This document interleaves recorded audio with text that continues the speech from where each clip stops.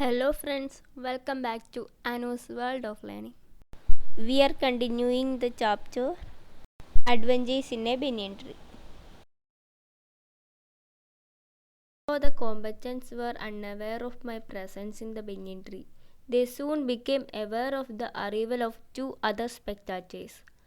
One was a myna and the other a jungle crow.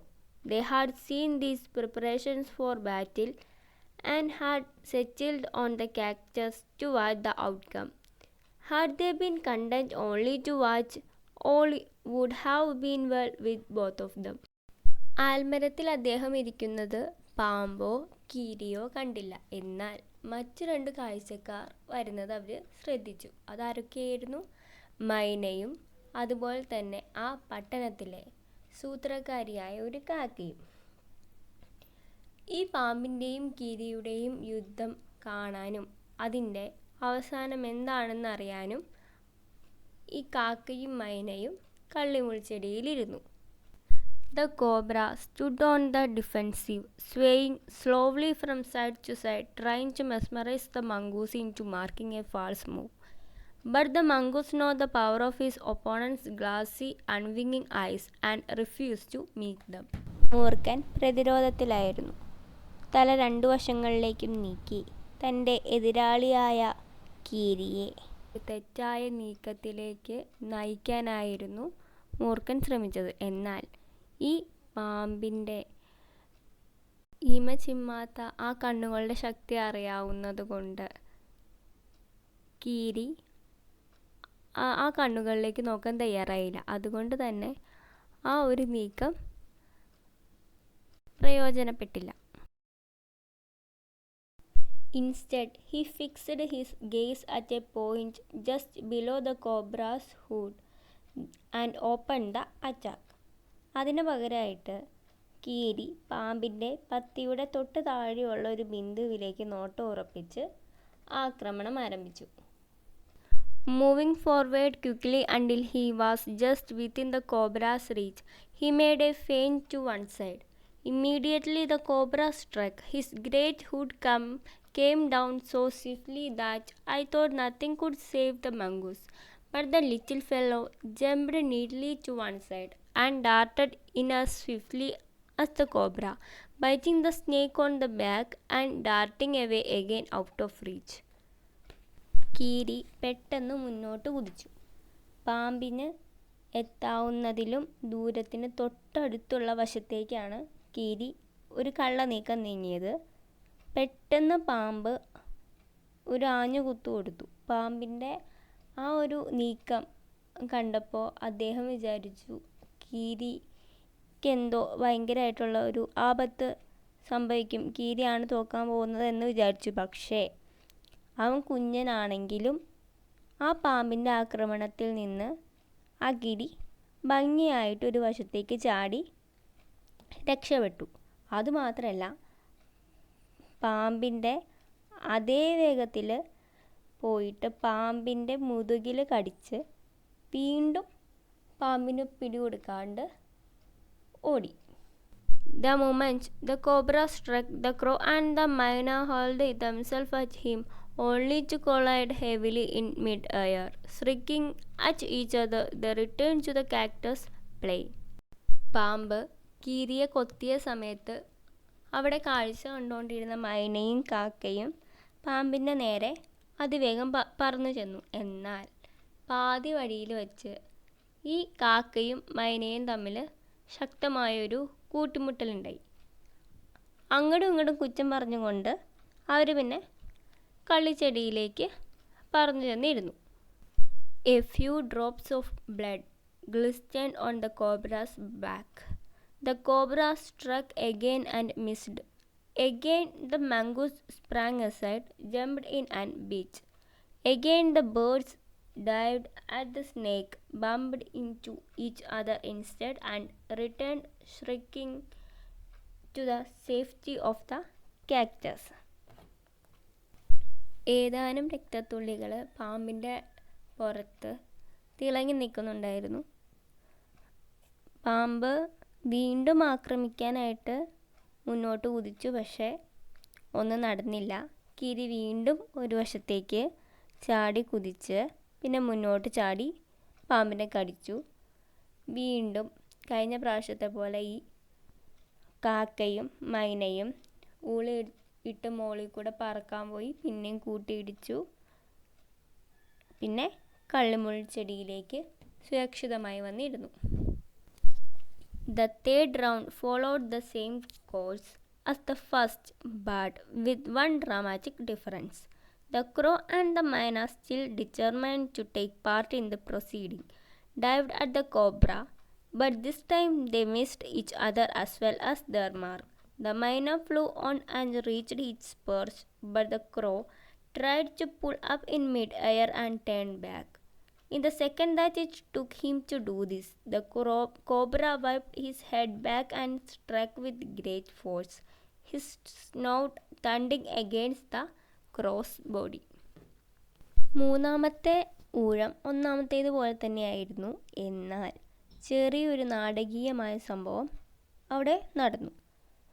മൈനയും കാക്കയും പിന്നെയും ഈ സംഭവത്തിൽ പങ്കെടുക്കാനായിട്ട് തീരുമാനിച്ചു. അവർ പാമ്പിന് നേരെ ആദ്യത്തെ പോലെ തന്നെ പറന്നു ചെന്നു. ഇപ്രാവശ്യം കൂട്ടിമുട്ടിയില്ല. പക്ഷെ അവരുടെ ലക്ഷ്യസ്ഥാനങ്ങൾ തെറ്റിപ്പോയി.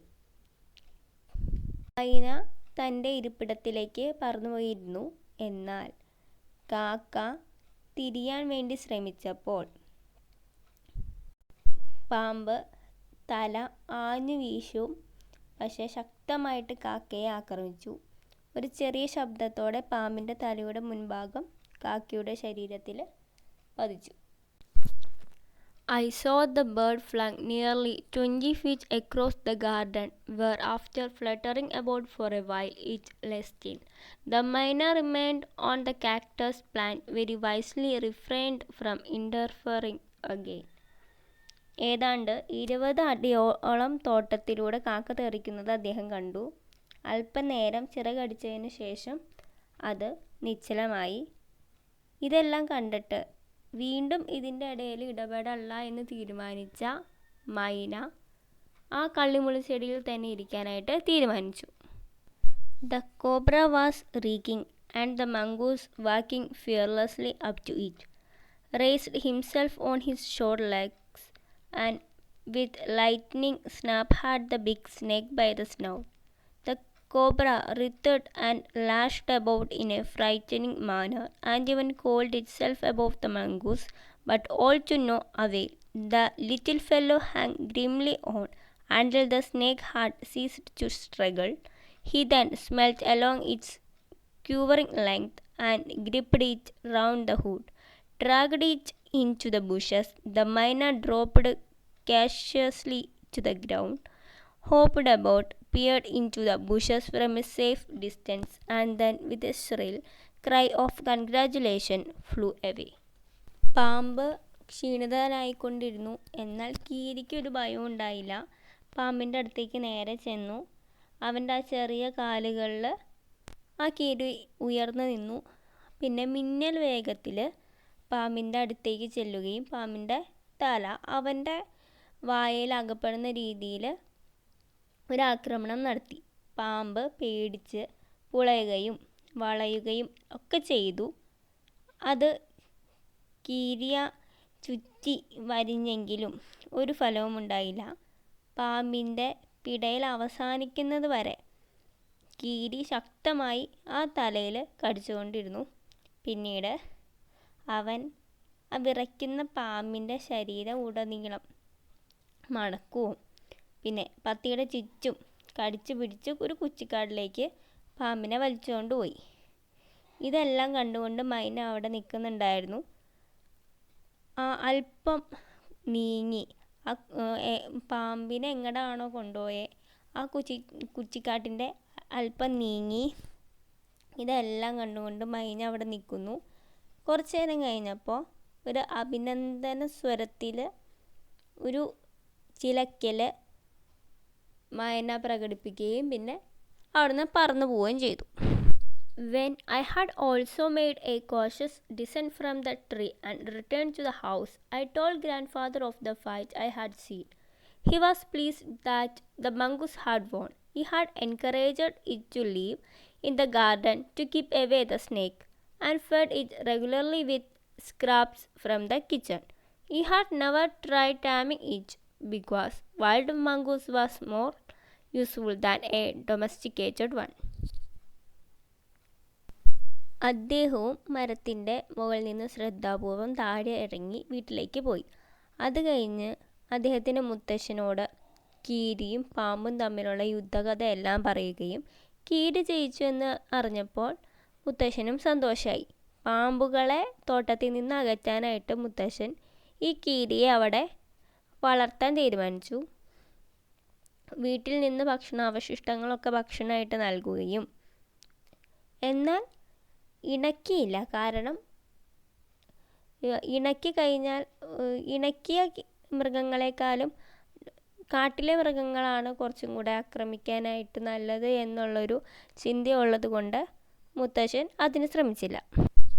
From the banyan tree, I often saw the mongoose patrolling the four corners of the garden, and once I saw him with an egg in his mouth. And no, he had been in the poultry house, but he hadn't harmed the birds. And I know grandmother would forgive him for stealing as long as he kept the snake away from the house.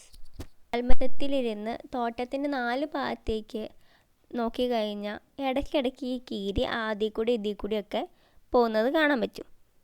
ഒരിക്കൽ അദ്ദേഹം ആൽമരത്തിലിരുന്ന് നോക്കിയപ്പോൾ കീരിയുടെ വായയിൽ ഒരു മുട്ട കണ്ടു. അവൻ ആ കോഴിക്കൂട്ടിലെത്തിയിരുന്നു. അവിടെ നിന്ന് മുട്ട മോഷ്ടിച്ചു എന്നും അദ്ദേഹത്തിന് മനസ്സിലായി. പക്ഷേ വീട്ടിൽ നിന്ന് പാമ്പിനെയൊക്കെ അകറ്റി നിർത്തുന്നത് കൊണ്ട് മുത്തശ്ശി അവനോട് ക്ഷമിക്കുമായിരിക്കുമെന്ന് അദ്ദേഹം ചിന്തിച്ചു. The banyan tree was also the setting for what we were to call the strange case of the grey squirrel and the white rat. The white rat was grandfather's. He had bought it from the bazaar for 4 annas, but I would often take it with me into the roots and branches of the old tree. Banyan tree where it soon struck up a friendship with one of the squirrels. They would go off together on little excursion among the branches.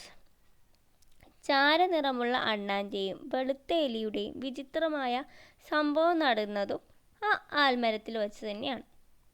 വെള്ള എലി മുത്തച്ഛൻ്റേതായിരുന്നു. ചന്തയിൽ നിന്ന് 4 അണയ്ക്ക് അദ്ദേഹം വാങ്ങിച്ചതാണ്. ഞാനതിനെ പലപ്പോഴും, ഞാനെന്ന് വെച്ചാൽ ഈ എഴുത്തുകാരൻ അതിനെ പലപ്പോഴും ആൽമരത്തിൻ്റെ വേരുകളിലേക്കും ശാഖകളിലേക്കും ഒക്കെ കൊണ്ടുപോയിക്കൊണ്ടിരുന്നിരുന്നു. അവിടെ ഒരു അണ്ണാനെ പെട്ടെന്ന് തന്നെ ചങ്ങാതിയായി അവന് കിട്ടുകയും ചെയ്തു. വൃക്ഷശിഖരങ്ങളിലൂടെ അവർ ചെറിയ ഉല്ലാസയാത്രകളും നടത്തി. Then the squirrel started building a nest.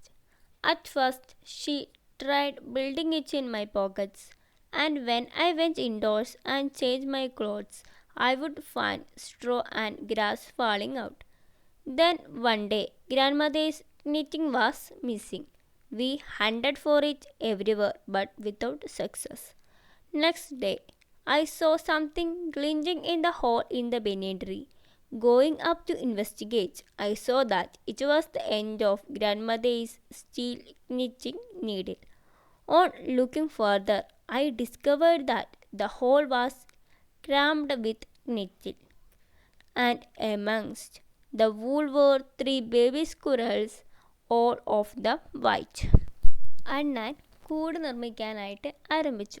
ആദ്യം അദ്ദേഹത്തിൻ്റെ പോക്കറ്റിൽ ഒക്കെ കൂട് നിർമ്മിക്കാനാണ് അവൻ നോക്കിയിരുന്നത്. പക്ഷേ ഈ അദ്ദേഹം പുറത്ത് പോകുമ്പോഴും വസ്ത്രം മാറുമ്പോഴൊക്കെ ഓരോ പുല്ലിൻ്റെ ഒക്കെ ചെറിയ ചെറിയ ഭാഗങ്ങൾ താഴെ വീഴുന്നത് കണ്ടു. അങ്ങനെ ഒരു ദിവസം മുത്തശ്ശി തയ്ച്ചു കൊണ്ടിരുന്ന തുണി നഷ്ടപ്പെട്ടു. എവിടെയൊക്കെ നോക്കിയിട്ടും അതൊന്നും കണ്ടില്ല.